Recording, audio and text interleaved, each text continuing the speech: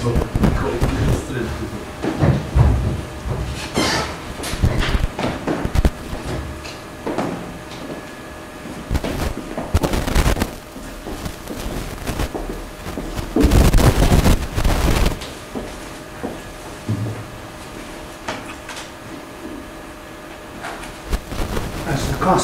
appointed by the Department of Industrial Engineering and Management, I declare this discussion open.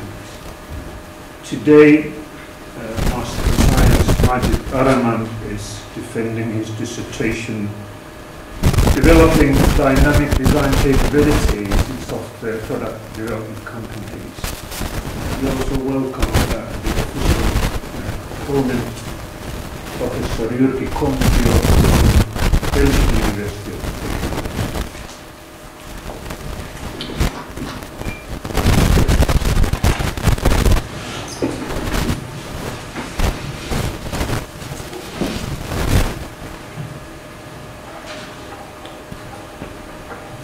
Distinguished customers, distinguished opponent, ladies and gentlemen. There is a broad consensus among scholars that the capability of delivering superior value to customers and users is a pivotal success factor for software products. In producing software products, the design and development work usually starts with the product idea, where for many software development firms, it takes several years to translate the product idea into a marketable and successful software solution. During this period, high level of uncertainties about the product competitiveness and the value of the product to the users and customers are associated with the product design and development processes. To reduce these uncertainties and to enhance the product competitiveness, there is little disagreement among the scholars that the development firm can incorporate the inputs from the market and the ideas of the users and customers, particularly the ideas of lead users and lead customers, into the product design and development processes. Most software products, even after the development and delivery to the users and customers, in order to remain competitive in the market, require constant maintenance, improvement, and upgrading. Therefore, besides the development of a successful software product, design and development capabilities that a software development firm develops and acquires are pivotal in gaining and maintaining sustainable competitive advantage over time. During the last 4 decades, an impressive volume of research and studies have been conducted to assess the impact of the inputs from the market and the ideas of the lead users and lead customers on the success of new product in the market. At the same time, however, no substantial research and studies has been conducted to assess the impact of the inputs from the market and the ideas of the lead users and lead customers on organizational capabilities, particularly in software product development firms. This study, by combining the theory of dynamic capabilities within resource-based view theory of the firm and the lead user concept in new product development studies, with the theories of organizational learning, introduces a new concept called dynamic design capabilities. The concept of dynamic design capabilities is defined here as a set of design and development capabilities of a software product development firm that is adaptive to the external changes and is creative in delivering superior value to the firm and to the users and customers.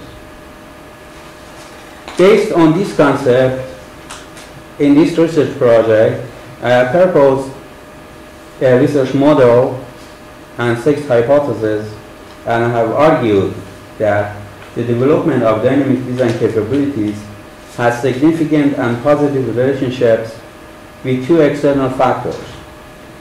One, the involvement of lead users and lead customers, and 2, the review of similar product designs in the market during the product design and development processes. To test the research model and the hypothesis, I conducted a quantitative survey and 4 case studies on small and medium-sized software product development firms that essentially develop software products for the mass market of end users.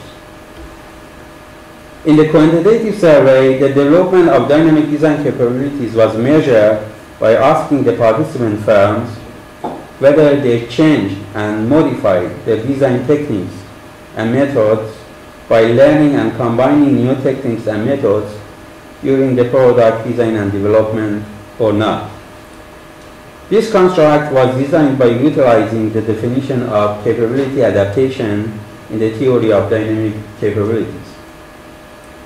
The involvement of lead users and lead customers was measured by asking the participant firms whether they communicate with the lead users and lead customers, and whether they incorporate the ideas of lead users and lead customers into the design and development processes or not.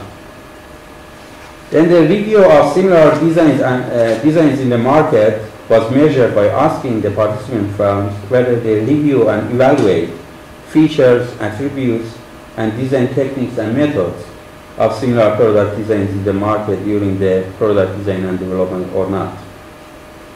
These measure constructs, each was measured with 10 items on a 5-point Likert type scale via an online questionnaire.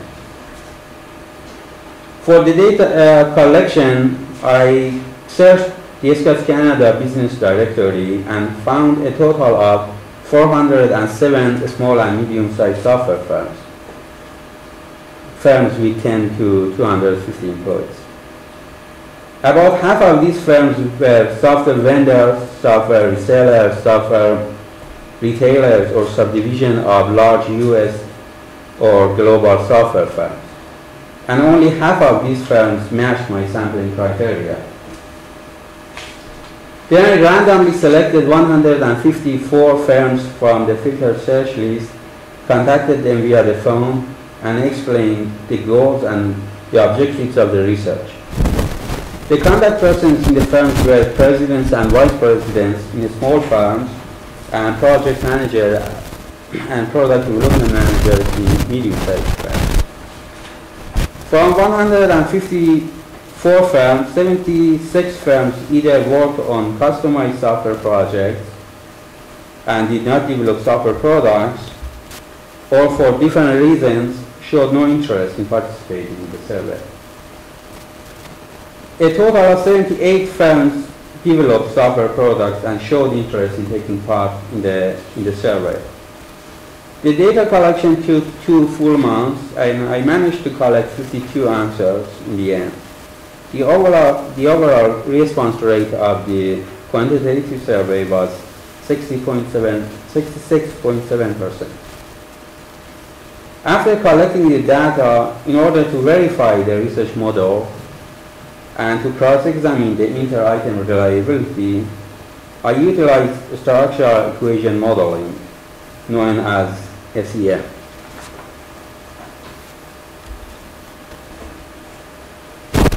The research question model was constructed with Lizard program, and as you see in the model, the corresponding factors of the lead user's involvement and the review of similar product designs in the market are 0.44 and 0.46.